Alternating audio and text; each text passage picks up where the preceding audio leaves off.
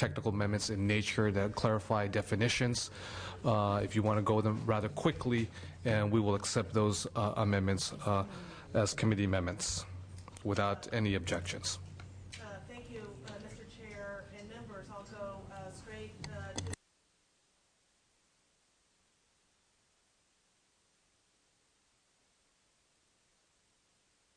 one, to clarify that persistently lowest achieving schools are identified using state testing results and a methodology consistent with that used to calculate the academic performance index. This change is included in amendments 1 through 4 in the handout, I believe, that everyone has. Second, the amendments clarify that public school teachers make up at least 50% of the Standards Commission proposed by the bill, and finally add some co-authors to the bill. And ever so briefly, this bill is a comprehensive bill to position California to be competitive and race to the top, and revises the content standards and sets a legal framework for the legislature to revise the state assessment system. It defines persistently lowest achieving schools and requires these schools to implement one of the 4 Race to the Top interventions. It establishes a science, technology, engineering, math, and CTE alternative credentialing program.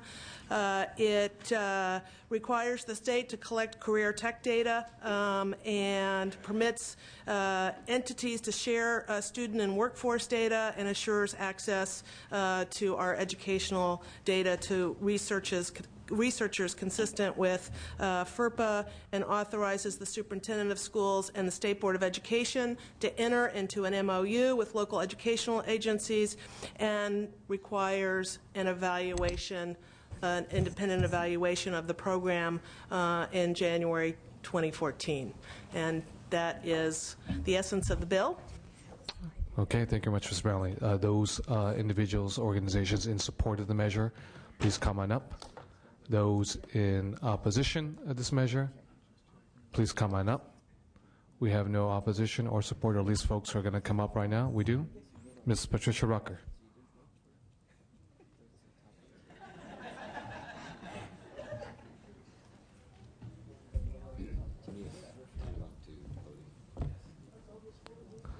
Ms. Rucker, good morning, or good afternoon, I should say.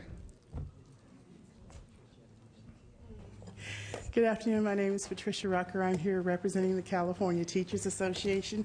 I don't know why everybody started laughing, but CTA does oppose this bill, and we want to begin our explanation about our opposition by just simply reminding this committee that we do have a budget deficit. In previous hearings, in just this legislative session alone, there are bills that are related to sections in a policy in this proposal that have been held or placed on suspense by this committee because of the price tag that was placed on these items. But going beyond that, we know that there's a continuing budget deficit.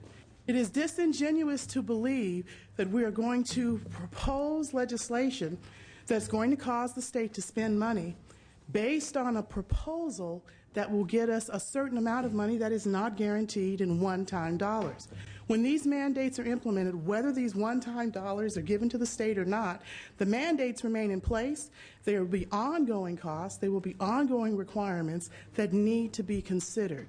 So in looking at the merits of this bill, whether we talk about the policy or not, these proposals cost.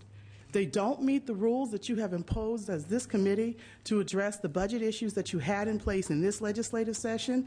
And you know that next week that there will be additional budgetary constraints placed on schools. Schools have lost $18 billion in the past 3 years. We already know that this legislative body is going to be faced with cutting either up to $7 to $8 billion more, suspending Prop 98, or even looking at ways to create more block grant programs to address existing mandates and existing programs. We are asking you to weigh and evaluate and use the guidance that was provided in the Race to the Top proposal to understand what the dollar cost items are in these proposals. It should not be a surprise because the guidance was given to us in the Federal Register on how to calculate the cost for the implementation of each of the items required. Why it has not been done, I do not understand. Why we do not know these numbers at this particular time is unclear to me. But I am very clear that this does cost more money than we have, and we cannot suggest that by simply juggling the books or moving money around from one category of funds from the federal government to another will supplement the state dollars that will have to go into support of implementing this bill. For these reasons, we are opposed to this measure. Thank you, Ms. Rucker. Next witness in opposition. Good afternoon, Mr. Chair and members. Liz Guillen with Public Advocates. Unfortunately, we're opposed to this measure now, despite all the hard work and our respect for the author and the leadership that has worked hard to try to reach an agreement. The 80% funding priority for districts is gone, and in the same vein and with the same concerns that Ms. Rucker expressed regarding lack of funds now for districts and schools, we're concerned that reducing the funding priority to 50% will give the state, will allow the state to distribute the remaining funds among other districts that don't have significant Title I populations.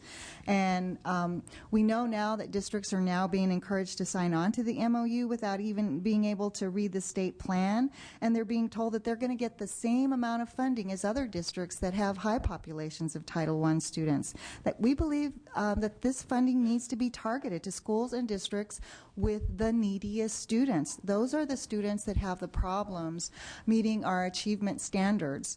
More should be set aside to the districts with the highest concentrations of poor students.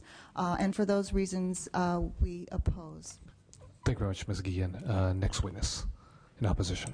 Erica Hoffman on behalf of the California School Boards Association. I'll just keep this relatively short in that I will associate with myself with the comments, especially those made by CTA, and the impact that this will have over the years on the education budgets and on the ability of schools to provide a full and complete education for all of their students. So we are opposed to this measure. Thank you.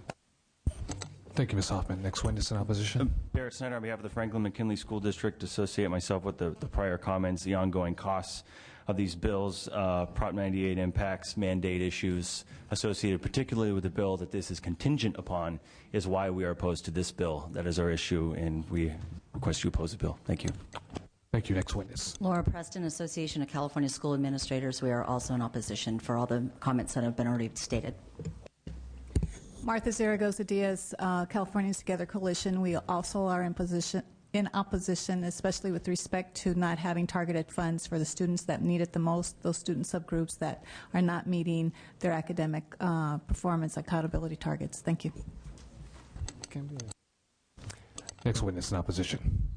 Bill Ring, Director Transparent and member of the Parent Collaborative from Los Angeles Unified. We're not taking a position on this, but I do want to say that we're concerned that we're taking one-time money and attempting to change what has historically been a culture of compliance and a lack of accountability into something other than what it is. Be careful. Thank you. Thank you very much. Any other witnesses in opposition? Seeing none, I did say earlier, I did ask witnesses in support to come up. Obviously, that support is being channeled through you, Ms. Brownlee, for this bill, SB 1 in the 5th Extraordinary Session. Any questions from members? Want to make a Mr. Calderon. Okay. Not so much a question. I think the objections to this measure are very well taken, and there's a lot of open questions. The bill is not as tight as it should be. For instance, where does transportation, suppose a number of students want to transfer out of their district and go to a different district, how do they get there? Who pays for that? Mr. Calderon, I think you're in reference to SB 4. Oh, that's right. Yeah. That's right. You can hold that question right. for the next one. We have a question. Well, then let me make this statement, because I do want to make this statement. I do agree with the opposition, and they raise very valid, very real points. The reality is, though, the cuts are going to be made to education whether this bill passes or not. What this bill does do is it reorders priority in the education system. Will that be better than what exists now? I don't know. But I think that I think that the fact that we're going to have to make significant cuts, those are going to happen anyway. Thank you, Mr. Calderon. I'd like to move the bill, Chairman. We have a motion that's been made by Mr. Solorio, do we have a second? We have a second by Ms. Conway. A motion again on SB 1 X5. Mr. Steinberg by Mr. Solorio. It's been seconded by Ms. Conway, Vice Chair of the Appropriations Committee. Madam Secretary, please call a full roll call. De Leon. Conway. Aye. Conway, aye. Amiano. No. Amiano, no. Bradford. Calderon. Calderon, aye. Cotto. Cotto, aye. Davis. Davis, aye. Fuentes. Fuentes, no. Hall. Hall, aye. Harkey. Miller. Nielsen. Nielsen, aye. John Perez. Skinner. Solario. Aye. Solario, aye. Strickland. Strickland, aye. Torlixon. Torlixon, no. 1, 2, 3, 4, 5, 6, 7, 8.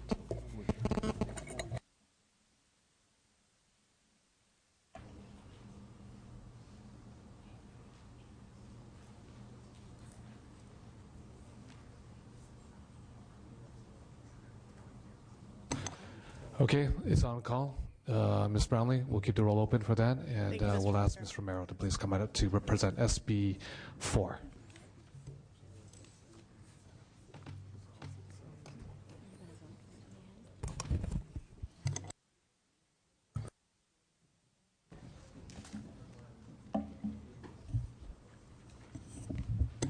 Good afternoon, Ms. Romero. Good afternoon, Mr. Chair, members of the committee. This is a companion bill to Senate Bill 1 that will move California beyond mere eligibility and really make us boldly competitive for the Race to the Top grant. Ms. Romero, let me add a couple things, because I did say before you got here, I just want to reiterate that we had a very long, comprehensive, thoughtful debate and dialogue in the policy committee. I was there. Jim, you were there, front and center. You're at the epicenter of the storm. I want to make sure that we are germane, those who are in opposition of the bill, those who are in support of the bill, to the fiscal components of this issue, and not rehash the policy. So with that, again, welcome, Ms. Romero, and you may proceed. Thank you very much. We have reviewed the committee analysis. We think it's reasonable and fair. Even if you were to assume the costs and potential costs identified in the analysis as less than $1 million, the potential return is $700 million. So by any investment standard, that's a pretty good return. Moreover, if a district decides to implement one of the 4 intervention strategies because of the parent trigger provision that's in the bill, the district will be eligible for federal money through the SIG grants. That's money above and beyond Race to the Top. So that's also a very important component to recall. I also think, too, even more importantly, we have to evaluate the costs and potentials if we do not enter the Race to the Top, in terms of looking at prison construction, the costs of dropouts, et cetera, et cetera. As of today, there are 799 LEAs that have expressed and submitted to the state an intent to participate. It's up to us today to match that call. I respectfully ask for an aye vote. Thank you very much, Ms. Romero. Motion has been made by Senator Jim Nielsen, has been seconded by Mr. Jim Miller from Orange County. Mr. Huff, would you like to make any commentary? No? Thank you very much. Those in support of the measure, please. Okay. Mr. Chair, Bill Lucia from EdVoice, and I agree with the analysis. The committee analysis looks reasonable, and I think that it also can be juxtaposed against the potential of $300 to $700 million, and I think we believe that it's a good return on investment. And we know that the state of California intends to specifically cite this measure toward 25 or 30 points in the state's application for Race to the Top to be competitive by looking at increasing student achievement and closing achievement gaps by an amendment that was taken in the bill this morning that requires that the students that are transferring to a school in another district go to a higher performing school, and we believe that's directly linked to the Race to the Top criteria. Thank you. Okay, Mr. Lucia. Mr. Governor. Andrew Governor, governmental advocates on behalf of Green Dot Public Schools and the thousands of Parents Revolution. We agree with the minimal analysis on costs, and we believe the benefit of the parent empowerment will far outweigh the minimal cost noted in the analysis. Thank you. Thank you, Mr. Governor. Any other witnesses? Ron Shea Jones, Charter Schools Association.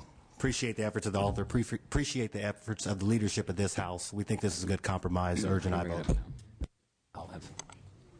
Okay. Any other witnesses in support of SB 4? Seeing none, witnesses in opposition?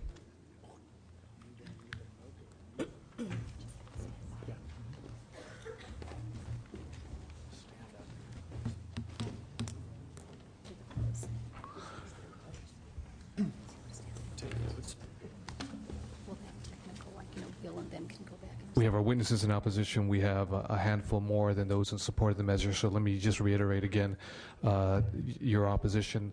If you can stick to the fiscal matters of this measure, it would be highly appreciated by all the members of this committee. I'm assuming Ms. Rucker. Go right ahead. Patricia Rucker, California Teachers Association. CTA opposes this bill again for fiscal reasons. You have received, I believe, a copy of CTA's opposition letter. It's very important, again, for me to remind you that this state has made a lot of decisions concerning the education budget based on the fact that there exists a budget deficit. $18 billion have been cut from education budget in the last 3 years. There is a $20 billion deficit that the state is going to have to address beginning next week. Today... Ms. Rucker, hold on, just to rewind back just maybe 10 seconds. I didn't get what you said. If you can. Mr. Chair, as you know, I sometimes tend to speak extemporaneously, so I'm hoping I can rewind and say it again. That's my fault. I apologize. Last year, okay, let me try. Last year, there was, as of last year, $18 billion have been cut from the education budget. This year, we're facing a $20 billion deficit for the state's budget. And we know that at some moment there's going to be an additional set of cuts being considered beginning next week in the education budget. That's where I am. Okay, so this proposal asks this committee to fund new mandates and to consider offsetting costs of $500,000 to gain maybe $300 to $700 million. $100 per student would be gained for this program. This bill allows open enrollment for public school students. The cost is indeterminable based because it's potentially significant as it depends on the number of students that opt to leave a district.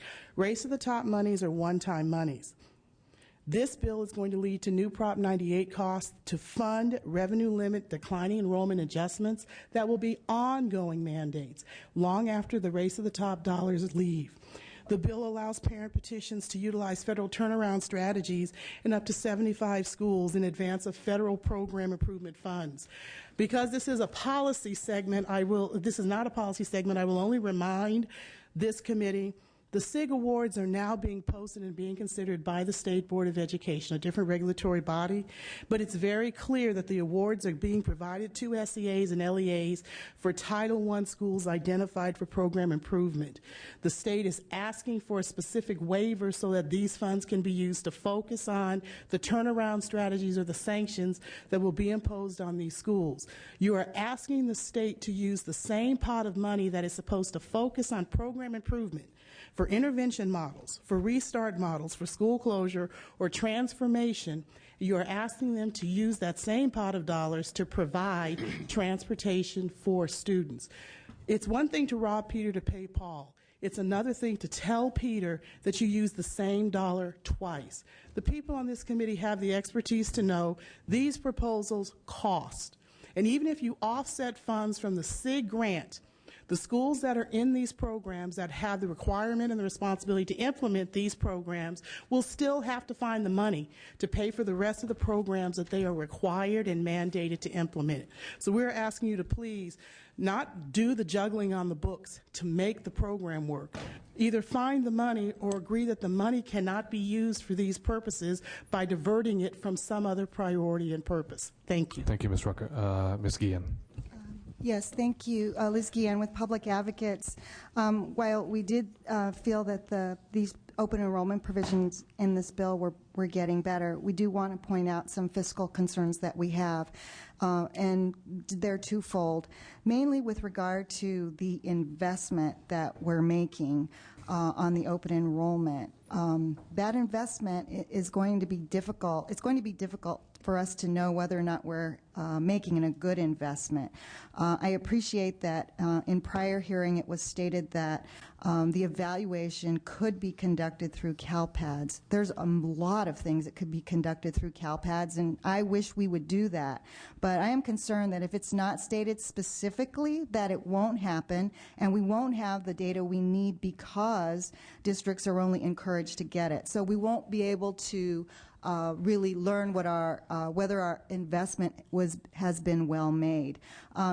My recollection is that SB 1 limits what the state can collect without approval by finance, so that's concerning to me. The second concern to me is that with the creation of a new right to attend a school of choice that is not available to all on an equal basis, I'm concerned that this could lead to civil rights claims the very first time a district uses one of the specific bases to reject a transfer. And I know that people have been bending over backwards to try to say, you can't do it, you can't say no for this reason, you can't say no for that reason. But to give a district the right to reject and require or create such a low standard for reviewing that decision, that almost says you can reject for any reason.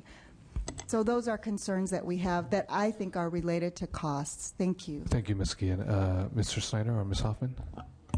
Thank you. Barrett Snyder on behalf of the Franklin McKinley School District in San Jose and the Pomona Unified School District.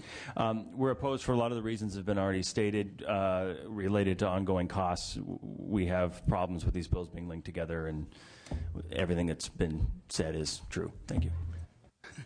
Thank you, Mr. Snyder. Erica Hoffman. Ms. Hoffman. Erica Ms. Hoffman on behalf of the California School Boards Association. One thing I very strongly want to raise to you is that this bill does impose new state mandates on school districts that are currently not receiving funding for a lot of the mandates the state already imposes. So you now are layering on more and more mandates that potentially, with the budget issues that the state is facing, will not be funded at this point in time. That does raise a very large concern for a number of my school districts. The other issue I wanted to raise, too, is that there is a potential for an extreme impact on some declining enrollment school districts. Currently, right now, you get an additional year of funding as your enrollment declines. However, with the impact of moving students around, that potentially exacerbates that situation further for school districts that are still trying to provide an equitable and honest education for the remaining students in their districts. For that and for the other reasons mentioned, we are in opposition to the measure. Thank you, Ms. Hoffman. Mr. Freitas. Thank you, Jeff Freitas with the California Federation of Teachers, and we oppose this bill. Not only, even if we had the money, we would still oppose the policies that are in this bill, but this is based upon there's more money that's going to be needed than what's not even promised, but possibly out there and would be receiving, and money from the federal government that we're counting on for transportation. The last thing I want to say is, when has the federal government ever fully funded what they said they were going to fund? And we're going to be using that money, and we're quoting to use that money for part of this. Thank you. Thank you, Mr. Freitas. Laura Preston, Association of California School Administrators, also in opposition. I think that you've heard this, but I want to make it very clear that our biggest concern is that we're going through all of this work for $350 million statewide, maybe a few other extra dollars, but we only know at least $350 million if California were to get the funds. And we do believe that implementing the programs outlined in this bill will cost us much, much more than any $350 million we're going to get. Thank you. Thank you. Next witness. Lydia Bourne, representing California Nurses Association, for all the comments. We are associating ourselves with all the comments and concerns that were raised by previous speakers. We're in opposition. Thank you very much.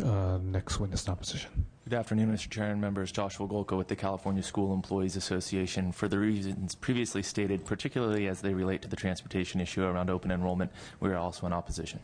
Thank you. Ms. Vega. Mr. Chair and members, Caitlin Vega with the California Labor Federation, also here in opposition for the reasons previously stated. Thank you. Next, and I'm assuming last witness in opposition. Yes, Bill Ring, transparent and member of the Parent Collaborative. Not taking a position on this bill, but would just like to remind you that the need for building capacity, not just in our parents, but in our staff, requires ongoing funding. We've done a miserable job of doing it. We need to continue to build capacity. One-time funding is not going to get us there. Thank you. Thank you very much. Seeing no other witnesses in opposition, any questions from the members? Mr. Torlakson. Thank you, Mr. Chairman, and to the senators, good afternoon, almost good evening. In the earlier Education Policy Committee, I asked a number of fiscal questions and wanted to see if we could provide more answers than were available at that time, including has Department of Finance, done an analysis, or the authors? By the way, I have a little laryngitis, so I'm going to come in and out. It's not just the mic.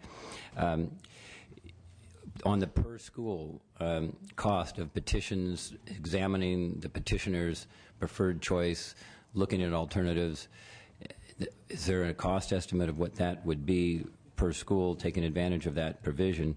And then the cost per student, or some other method of calculating the cost of moving from one school to another, and what it means in terms of ADA issues to the original host school and to the new school.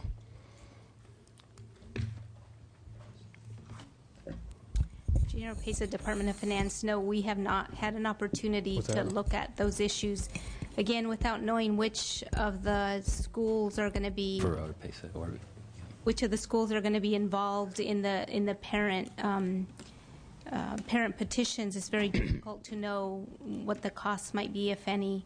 Many of these schools will already have to have taken on one of the different alternatives, either through being in the lowest 5% or being under corrective action of some sort. So it's just very difficult to tell. We do have a significant amount of money in Title I and other title programs. So without knowing who all participates, it's going to be difficult to determine whether or not there's going to be an increased cost. We think it should be absorbed within the money we're receiving and the base fundings that we receive for our schools. And just point out again, and I want to ask about whether, if there are costs, are they unfunded mandates, or are they costs that somehow the program or the school district would absorb? I think that will largely depend on what the Commission on State Mandates determines ultimately. I think that obviously we will do what we can to assist districts in any way possible, either getting more flexibility in the federal programs or whatever it may be, to help ensure that at the end of the day we end up with student improvement and student achievement. And on the issue, whether the authors or Department of Finance have some idea on the issues of litigation, there were questions raised about possibilities due to language, interpretation, possible vagueness of certain clauses. If a transfer is denied, if a school board denies petitioners their preferred choice and chooses another choice, and there's litigation over that, is that something to be borne by the school district, or something that is another Article 13B unfunded mandate to the state? Under current law, we have a process in place that pays for any appeals, whether it be right now under school choice or any intra-district transfers. So we are basically paying for those costs currently under current law. Without knowing how many people actually will appeal as a result of these transfers, it's unknown whether or not that cost will actually go up. It's mostly to have that process in place if there were to be an appeal, is largely what we pay for right now. But you're anticipating a larger number of students taking advantage of this, so the costs would go up, but you don't have an estimate of what those costs would be. If there are appeals. If there are appeals, then potentially. But again, it's really hard to determine if that's going to be the case. And an issue was raised by the witnesses related to unfunded mandates and claims currently outstanding. What is that number roughly that the state owes the school districts? The claims tend to go in favor of the school districts over time, but the state, of course, has been holding on to the money and not paying up. What is that outstanding number today? On an annual basis, the cost is roughly between 250 and 300 million. The administration did propose to suspend those mandates last year. That was rejected. That would have avoided those costs, in essence, on an annual basis. In terms of outstanding mandates, I think it's roughly about $1 billion. It's $1 billion plus, more or less, ballpark. So I just wanted to raise those fiscal questions. I had one last thing that's fiscally related, related to an evaluation of the effectiveness of the programs and the question of sunset and the data collection. But I did want to say, editorialize a little bit, as former chair of Approps, I find it a bit surprising that Department of Finance hasn't gotten more robust numbers or better estimates of what the different costs would be, because I know normally on most bills you have a pretty good fix on what the impacts will be. I think we generally concur with the analysis. I think the difference being that we believe that many of the base federal dollars will cover those costs, in addition to what we expect to be $700 million that will also help offset those costs. So we're not saying we don't have a cost. We haven't had time to do a formal analysis, but generally in looking at the staff's analysis, we concur with many of her costs, and again, offset by current existing federal monies. Well, to finish that point and then just zero in on the last part about a sunset, other estimates come up with $10 to $100 million on an ongoing basis of cost. And so, whether it's 350 or the whole 700 million that the state gets, I think that's a serious concern in terms of ongoing costs. Finally, is it correct or not? Is there a sunset provision in this bill? And if the data collection is optional, how can you do an evaluation? Normally, when you start a new program of some millions and millions of dollars of potential ongoing costs, you have a requirement for an evaluation. And some way of measuring whether you've succeeded with the goals set out.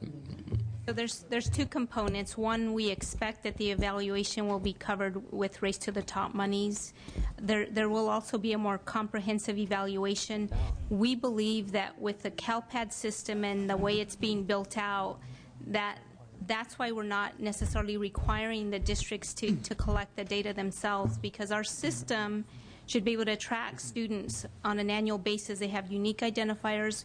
We'll know what school they started at. If they changed to a different school, we'll know the ethnicity. We'll know a lot of data surrounding each of the students, and that's why we don't think it's necessary to add additional cost on the districts that we can collect with our automated data system. Final comment, Mr. Chairman and members. I just wanted to say I would urge the authors, invite the authors to consider putting in a sunset date and an evaluation component and having more than just an optional data collection towards that. And I hope you might accept that as authors' amendments. Mr. Chair, if I could just say that's already incorporated in here. We took an amendment. It's found on page 14, line 38. The evaluation. An evaluation, okay. Yeah. I think the argument more so is, and you correct me, Mr. Torlakson, if I'm going down the wrong path, perhaps it's not as aggressive or as robust as you'd like it to see. Yes. Okay. So it's there. It's in the language. But there's no sunset, correct? Okay. Any other questions, Mr. Nielsen? Mr. Chairman, an observation. The number of the witnesses have rightly raised concerns about unfunded mandates. Now, that's historic. It goes way back to the era of revenue limits and how categorical programs became a way around revenue limits. It's a long and old story applicable to many areas of government. But I appreciate, though, these witnesses raising that issue. And maybe they would be willing to work with us in this year's budget for some mandate repeal, mandate modification, at least in terms of education. It should come in other areas, but in Budget Resolution 2 of last year, some major steps were taken related to the categoricals, giving more flexibility to local districts. I think my point is extending this issue here in these bills to the entire budget process that we face ahead, and those who raise concerns about the mandates, please work with us to help repeal and modify some. Thank you, Mr. Nielsen. I think we have one last either question or commentary. It's from Mr. Mike Davis. I am trying to give some analysis to this particular part of the bill, and certainly I have not made a final conclusion, and on the floor we'll make a decision. But I do have some questions, some of which perhaps may not be answered right now, and I will try to do some research myself. But I do have a basic question with regard to this issue of open enrollment that has been described as controversial. And I'd just like to know briefly, what is our purpose of open enrollment, and what impact will it have on the system and the opportunity for our children to learn? The real purpose for open enrollment is giving parents an opportunity for their kids to have something other than a failing system.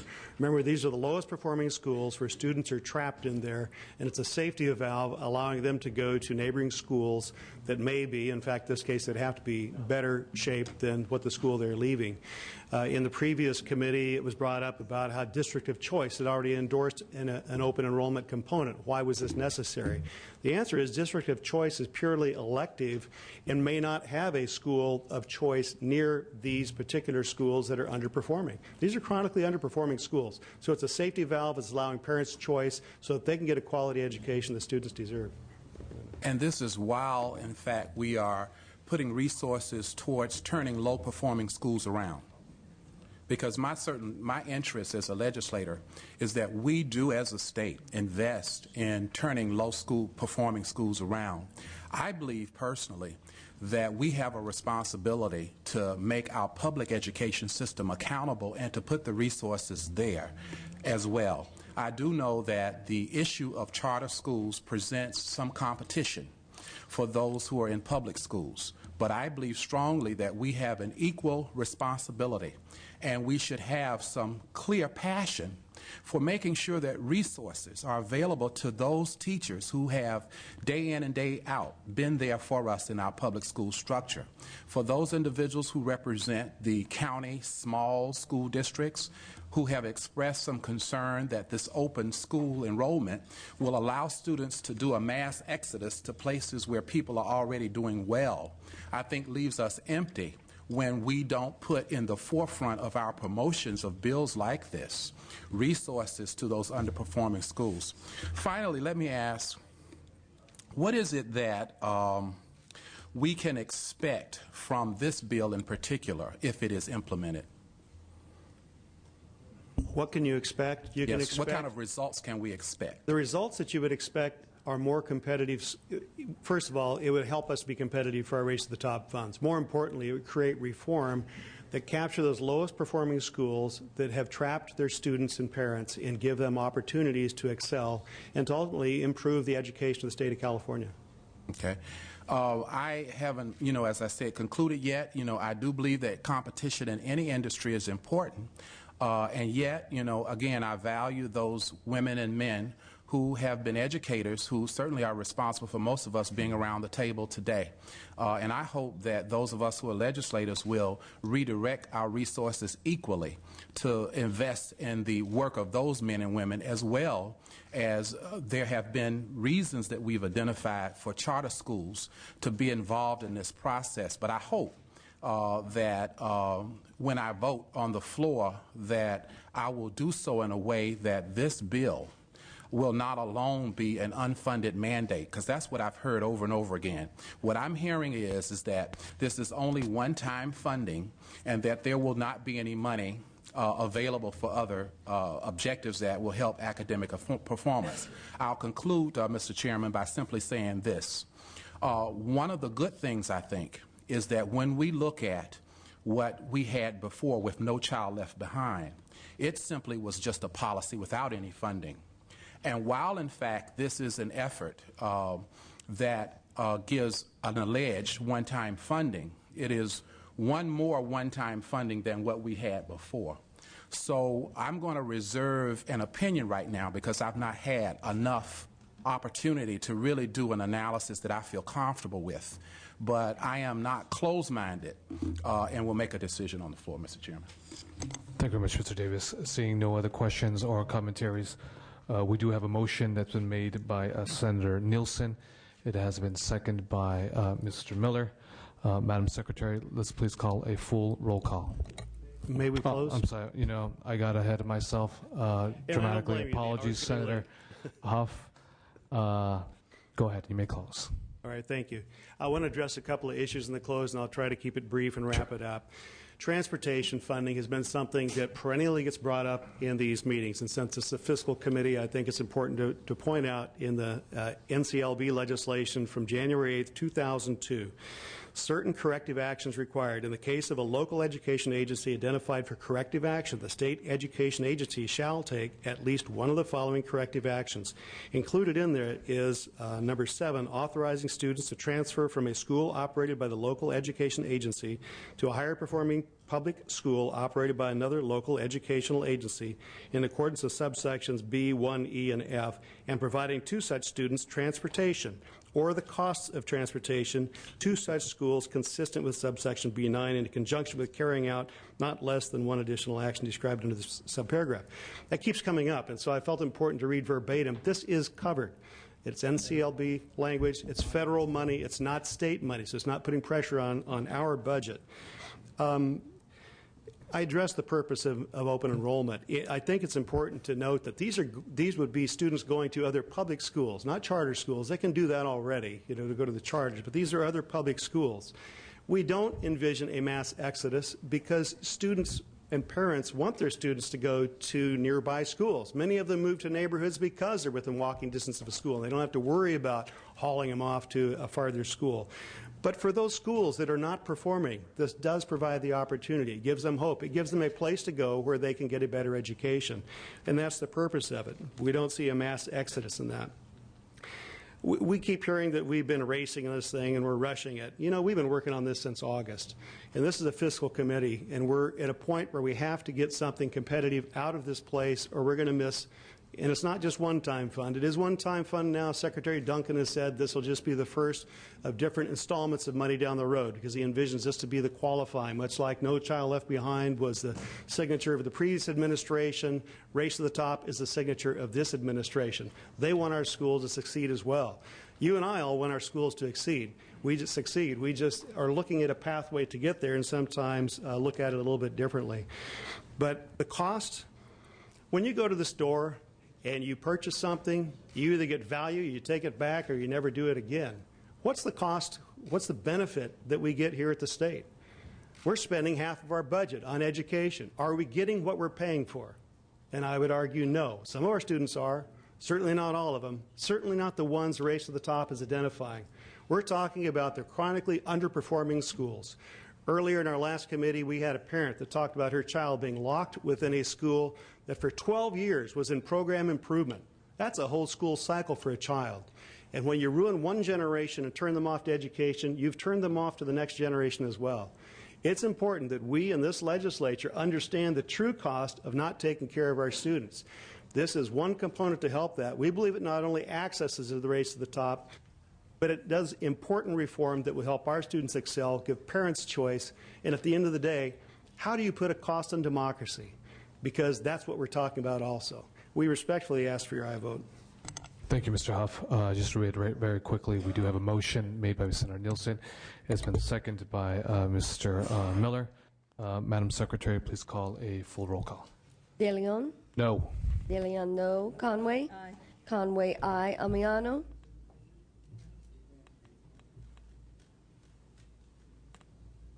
Bradford? Calderon? Aye. Calderon, aye. Cotto? Aye. Cotto, aye. Davis? Abstain. Fuentes? No. Fuentes, no. Hall? Aye. Hall, aye. Harkey? Aye. Harkey, aye. Miller? Aye. Miller, aye. Nielsen? Aye. Nielsen, aye. John Perez? Aye. Perez, aye. Skinner? Aye. Skinner, aye. Solario? Solario, aye. Strickland? Aye.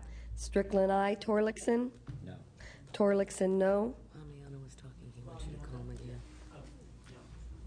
Amiano, no.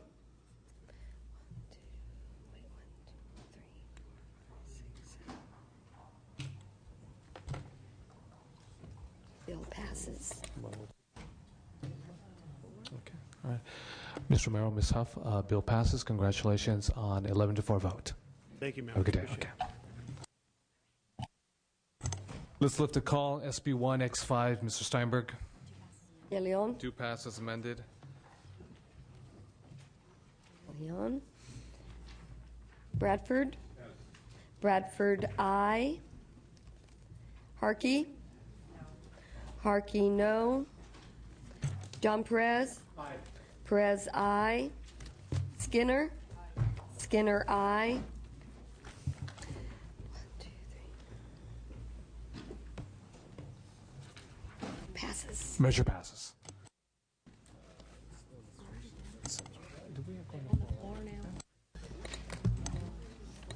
That is the work of this committee. This committee is adjourned.